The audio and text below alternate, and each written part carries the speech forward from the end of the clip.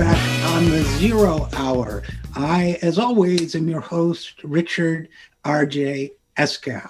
Of course, the bill that was passed, the so-called American Rescue Plan, is the big story of this time period and will remain a big story for some time to come, I suspect.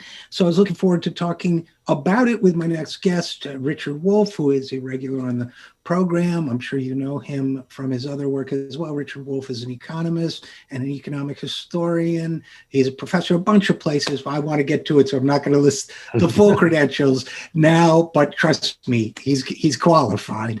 And his latest book is The Sickness is the System, which I recommend. So Richard Wolff, as always, welcome to the program. Thank you, RJ. I'm glad to be here. It's always great to have you. And I'm still processing this bill, and I really wanted to get your thoughts about it. Obviously, it has a number of provisions to it. Maybe I'll start at the highest, sort of conceptual level, which is I keep hearing it described. The headlines keep calling it a stimulus bill. And while I'm sure it will have stimulus effect for the economy, at least temporarily, to me, that shows a kind of conceptual misguidance on the part of our political and commentary at society, because to me, the urgent need is saving lives, keeping people safe in homes and residences, making sure people have enough to eat. And to me, that is not a feat of economic engineering. It's an act of decency that should be automatic for us. So I always short circuit when I hear this term stimulus. What do you think? Am I off base? No, I think I would say the same thing. I might say it slightly differently. A stimulus carries with it the implication that the basic structure and the basic organization of what you're trying to stimulate is not the problem. In other words, use it in the human body. If your body is basically okay, you have a heart and you have the circulation and your lungs and all the rest of it, but you have a problem, then the medical profession can talk reasonably about stimulating, getting this otherwise good machine to function because something has interrupted or compromised it. I don't believe that. I don't believe it for 1 minute. I don't think we're at that point. I think what the economy needs is a radical transformation. And before I explain it, let me tell you that I believe the quote was from Nancy Pelosi, but certainly from one of the other major leaders who pushed this whole bill through, who referred to it as, quote unquote, transformative. I read that quotation repeatedly. Well, that's what I think is needed, a transformation of the economy. But to say that this bill, which is rightly called a stimulus, is then somehow much more than that, transformative, I think is substituting wish for the thought, for the reality, for the analysis. And that's what we call a promise, which I don't believe can be kept. In 2009, Mr. Obama, then the president, gave us which he called a stimulus program worth roughly $840 billion. We have had over $3 trillion in 2020 to stimulate. Now we have another $2 trillion to stimulate. It's very hard not to get the impression that the stimuli aren't enough. Now, let me unpack just a little bit. We are in a crisis which these people keep wanting to minimize, and they do that by celebrating a recovery before we have one, celebrating, if you're honest enough to say we don't have one, well, then it's coming real soon, as if you can predict the future.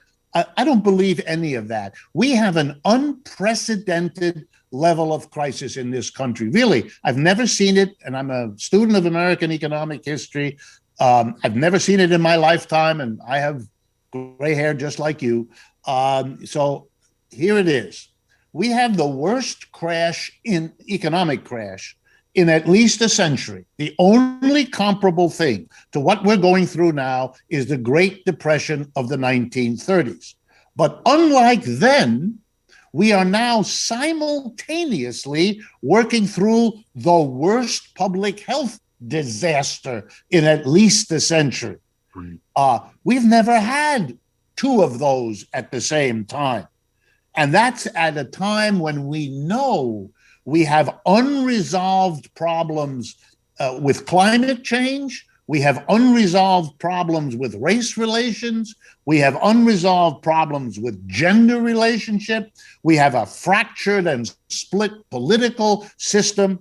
And we have the most serious economic competitor in the People's Republic of China than this country has faced in a long, long time.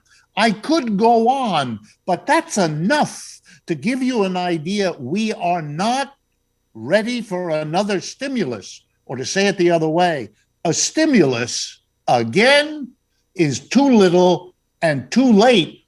Not in itself, it's bigger than anything we've done before, no doubt, but it's not adequate to the level of problems we have, which are in their cumulative effect better and bigger than anything I have ever seen. And I don't get a sense that this is understood at all. Let me reflect on that a little bit, if I may, Richard. Well, so in a sense, basically, you're saying this stimulus is like an electric jolt to a patient that really needs a new heart. And along those lines, one of the things that I keep hearing, and it's a quote from, I believe, National Tax Center or something like this, did the calculation that people in the lowest quintile of income, households in the lowest quintile in the United States, if they have 3 children, will see out of this bill a 20% increase in income for temporarily, which gets left off a lot of times, but just for 1 year, we'll see a 20% increase in income. And this has been a big part of the celebration of the bill. It's been repeated constantly. And as I mentioned on social media, by the same center's calculations, it's before the pandemic, the lowest quintile, the average income was 13,000 something. So what you're celebrating is that households, 20% of the households in this country, some of whom have 3 children, are trying to get by on less than $14,000, and you're going to give them a 20% boost one time. But the quote that came to mind for me was that of that famous Democratic socialist Martin Luther King Jr., who said, true compassion is not flinging coins to beggars, but recognizing the edifices that make it necessary to beg in the first place. Am I being unfair here? Because it seems to me next year these people are going to be back at 13,005 or whatever, trying to raise 3 kids, and maybe they'll be up to 15 if we can keep some of these provisions. But that, to me, reflects a horrible condition that we are permitting and even accepting by celebrating this, that 1 in 5 households will live this way. Yeah, it's unbelievable, because if 14,000 is what we're talking about for the bottom quintile, and they get improved by 20%, that's $2,800. Most of those people could not possibly change the basic conditions of their life with $2,800. And everybody in America who pays any attention to their finances knows that. The level of self-delusion you have to be normally engaged in to get really excited that you're giving a family that lives on $14,000, $2,800 more. Let's assume, and that's the big promise. I'm not sure many of them will even get it, but let's assume they do. That's not going to change anything. They're going to be as unable to send their kid to college as they always were. They're going to be as unable to live the so-called American dream as they always were. The gap between how they live and how rich people live will be as jarringly immense after this as it was before. Again, you're not changing this country's problem. The inequality has gotten much worse over the last 50 years. Every statistic shows it. We've had a massive redistribution of wealth from the bottom and the middle to the top. All this bill does is make a very modest return to some of the most grievously hurt in the last 50 years. That's all. It isn't going to change anything. Or again, if I'm quoting Nancy Pelosi correctly, this is not transforming anything. And the idea that the poor of this country should fall all over themselves because you're giving them a one-shot 20% boost, which happened, by the way, at the same time that what you might have done is actually lift the horrific level of wages these people are required to live on from the $7.25 an hour federal minimum, one of the lowest in the world of industrial advanced countries, to $15 by 2025. You chose not to do that. It's as if you're saying, we're not going to do anything to change the basic horror that makes a CEO in this country currently earn roughly 300 times the median wage of the people he employs. You're not changing any of that. You're leaving that exactly the way it was, which was awful, and you're giving them a one-shot stimulus. I like your image. It's like you know that there have been serious heart problems for this patient, but instead of dealing with those in a comprehensive way, including the possibility of a transplant, you're just going to hit them with another electric shock, stimulate them, as if you didn't know that all of the problems that come with people in a family trying to live on $14,000 a year in today's America, as if you didn't know what that meant. Look, most of the people in Congress either are millionaires or close to it. And the simple understanding that those folks may very well have forgotten, if they ever knew, what it's like to live on $14,000 a year begins to make sense, because if you don't ascribe it to their kind of not understanding, then you'd have to think that it is sheer evil expediency, pandering to the rich who support them with donations, and let the rest of the country just shrink into the poverty-ridden back country that we used to think we only see on National Geographic television shows. You know, Richard Wolff, there are people out there, as you well know, who will say of people like you and me that we should be celebrating this more, that this is, you know, a wonderful breakthrough. And certainly if given a choice between this or nothing, I would pick this. But I just briefly, again, to quote Dr. King, he says, on the one hand, we are called to play the Good Samaritan on life's roadside, but that will only be an initial act. One day we must come to see that the whole Jericho road must be transformed so that men and women will not be constantly beaten and robbed as they make their journey on life's highway. So this is a, you know, people are patting themselves on the back, this as if this were, obviously I'd rather have that one-time payment than not, but as if this were an act of magnanimity rather than,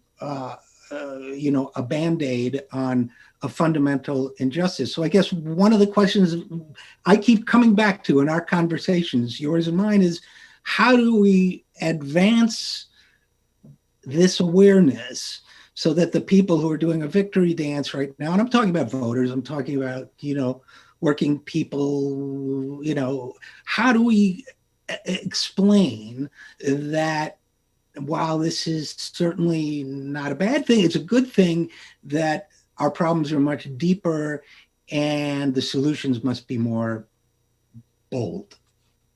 Well, I would answer in two ways. Number one, the reality that we're describing is going to be teaching masses of Americans exactly what we want them to understand, that their choice is between going backwards with the Republicans or going forward at a snail's pace, barely, with the Democrats, and that choice is awful. When I teach it in my classes, I try to suggest, what would you do if you were walking down a dark street and suddenly a scary person jumped out of the bushes and said to you, you can either die by me stabbing you or you can die by me shooting you. But I believe in free choice, so you choose. The person who starts and looks at the sky and looks at the ground trying to agonize over that choice is a person who needs psychological help, because the only rational answer is, I don't accept that choice. I don't accept that you give me that. I'm not going to waste my time choosing because I reject the proposition that I'm in favor. That's what the American people have to do. They have to come to terms with the fact that as long as they permit this old two-party monopoly to give them a choice between lousy and even worse, they're going to end up either lousy or even worse, which they kind of know. And they can be distracted for a while by not facing this situation, by being distracted to be angry at immigrants or the Chinese or trans people having access to bathroom. Sure, for a while, these are distractions, like watching TV when your life is a shambles. It's a distraction. But in the end, the program is over, the distraction fades, and you're right back up against it. That is happening to the American people. It's one of the reasons audiences for you, for me, and folks like us are rising around the country. I'm like you. I wish it were going faster. I wish it were settling in deeper. Absolutely. But I mean, people are cautious. People are scared. People are worried. All signs of a system that is not working. And I think you're seeing more and more shocks. The people of California were shocked when they had no power because a company saved money, made more profits by taking risks that they then paid for. I think the people of Texas have just learned it again when they allowed private electric companies to go unprepared for cold weather and deprive them of water, deprive them of electric. My goodness. And here's another one that perhaps you can devote a program to. Over the last several months, the price of food around the world has gone dramatically up, and there's no end in sight. Well, the poorer you are, the bigger the portion of your income you have to spend on food. So rising food prices is a particularly heavy, get ready now, tax on the poor. Give you an example. In the month of February, just over, food prices, I believe here in the United States, rose a couple of percent. Well, that's 10% of the 20% this bill is supposed to give them over the rest of the year. And if food prices keep rising, which all predictions suggest they will, much of what they're going to get, if they're lucky, will be eaten up by the price of food. Why? Because COVID-19 and the global crash and the trade war launched by Mr. Trump against China and several other things like ecological shifts are impacting farming around the world. To deal with that, you need a coordinated global attack on the problem of food, which is as basic as anything you can get. Kind of like, I don't know, COVID, fighting a virus and feeding yourself are kind of fundamental life-saving activities. Nothing is being proposed like that. There are countries already so in trouble with the price of food. I'll give you one example, India, that the government there has taken a major part of the government budget to provide subsidies to masses of Indian people so they can afford enough food not to starve to death. And you'll notice that in the American Rescue Plan just passed, there's an extension of the food stamp program as a recognition that food insecurity, that's the euphemism for hunger, has been going up in the United States too. Well, you put all that together, and here's my conclusion. Too many problems. Many from the past kicked down the road, so they're here with us now. A whole bunch of new ones. You're not seeing anything like the response that this scale of difficulty requires. And the self-congratulations of the Democrats with this bill that they've passed pales, it's kind of embarrassing against the problems this cannot and will not solve. Yes, it's better than nothing. But for the Democrats to accept that as the standard for what they're doing tells you a lot. Well, and let me, Richard Wolff, talk about another aspect of this plan, one that I have more personal familiarity with in terms of health economics and the health insurance industry. It expands the Affordable Care Act so that, for example, a 64-year-old who, this is according to the Times, New York Times, 64-year-old earning $58,000 will see his monthly payments for a health plan decline from $1,075 to $412. But what the Times does not explain is that there are then large deductibles and considerable copays in Affordable Care Act plans and plans you buy on the exchange. And what's being celebrated here is that premiums, not out-of-pocket costs, but premiums for upper middle income Americans, as they are defined, will cost no more than 8.5% of an individual's modified adjusted gross income. Now, I don't know how many middle class people, even upper middle class, who generally can write off pretty much $1 in every 10 they make to insurance that doesn't cover them in times of extreme need. I do know that the actuarial firm Milliman estimated that a family of four with quote unquote good coverage will pay more than $11,000 a year in out-of-pocket costs of various kinds. That to me suggests not only gross inequality, which we talked about earlier, but a broken healthcare system that is being addressed in this bill primarily by funneling more money from the public economy to the private insurance sector. Some of that will trickle down to people in marginal ways, but we will still have Americans dying because they can't afford the $120 copayment for their flu antibiotic. Am I reading that wrong? No, it's again, marginal adjustments, leaving in place the basic absurdity of not providing a national affordable health. Look, I'm an economist, so let me put my economics hat on. The test of an economy is how well it serves the people living in and under it. In order to have adequate food, adequate shelter, adequate clothing, there has to be an appropriate match between the prices those things cost if you're going to use a market system and the incomes that people earn with which they buy those things. If the prices are too high relative to the income, or the income too low relative to those prices, your economy is failing. That's its job, is to do that. Throwing up your shoulders and, well, the people can't afford it. That's your problem. That's not your answer. That's the problem. You have failed to do what an economic system into which all these individuals are born, naked as babies. You either have it set up for them or you don't. And our society doesn't. And the medical care is the same. Let me get at it one more way. Recently, my doctor, I live here in New York City. Recently, my doctor came to me, as he did to all of his patients, and he said to me, I am developing a concierge service.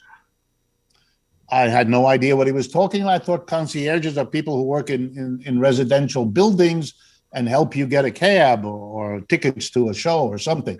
No. It's a new phenomena in the medical profession. It's been around a few years. I've learned that now.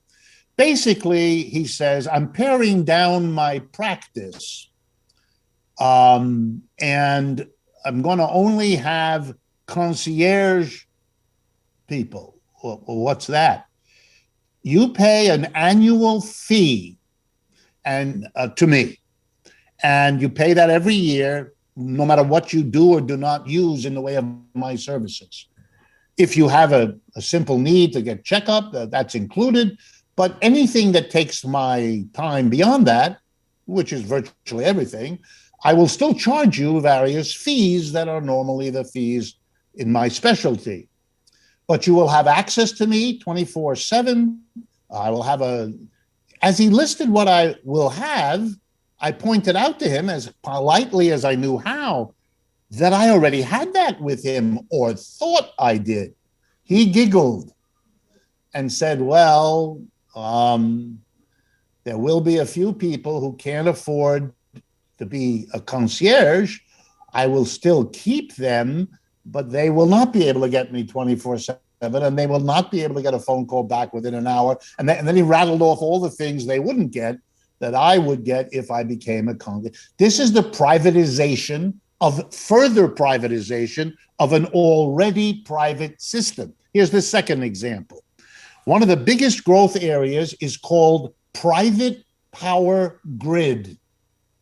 What this is, and you can imagine, it is exploding in Texas and California.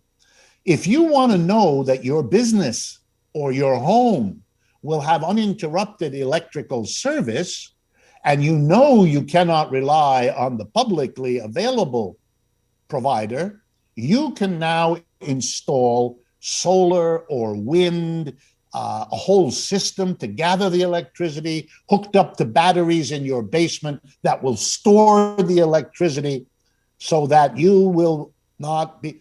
It costs $40,000, very expensive. But for rich people, you will now be able to provide what we all thought we once had, like a doctor, namely the security of knowing a well-maintained electric system in a house that is fully electrified. You're seeing what's happening. The people at the top are rearranging the services of our society for them.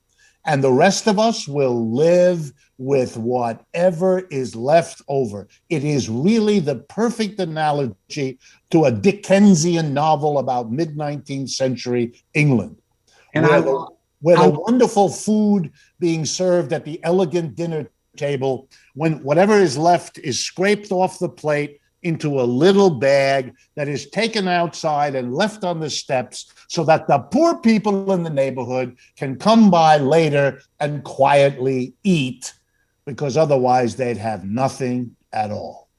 Well, I know you have to go, but what you're describing, in the words of an old reggae song, it's harvest uptown, famine downtown, is the future they're trying to build. And I had one more example to it, is my old employer, AIG, in San Diego, when they had the fires years ago, private fire service, private fire, they came with their home insurance at a large premium. The fire trucks would come to your insured house while your neighbor burned down. Then these people come out of their enclaves and announce to the rest of the world that they're backing candidate X because, after all, we're all in this together. Yes, we're all fighting. It's a war, said Mr. Trump. We're all fighting the COVID together. Only he's doing it from Mar-a-Lago, and we know where lots of the American people are doing it. So we'll have to, unfortunately, I know you're short for time and we'll have to leave it there, but there's so much more we could talk about just the rescue plan. But do you have any closing thoughts before I let you go to your next meeting?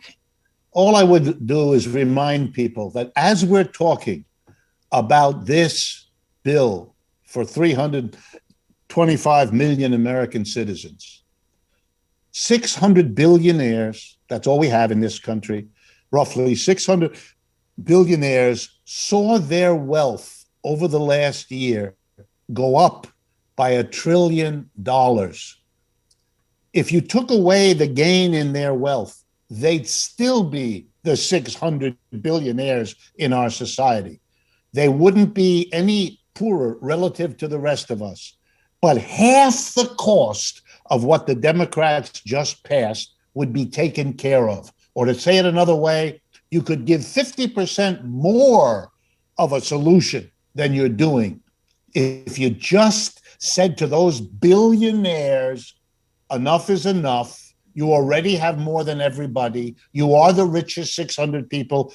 in this country and probably part of the richest 0.1% in the world. You don't need, during a pandemic when we're all in it together, to be rich when the mass of people are supposed to be grateful for getting $2,800 more on their $14,000 annual income. It boggles the mind of any viable morality or ethics that I can think of. Well, we'll have to leave it there. But as always, Richard Wolff, thank you so much for your insights. And people can find more, can hear more from you at Economic Updates Tuesday evenings on Free Speech TV and elsewhere. I encourage them to do so. And as always, thanks for coming on the program. Thank you, RJ. And I look forward to our next time. As do I. And we'll be right back after this. I'm Richard RJ Eskow, and this is The Zero Hour.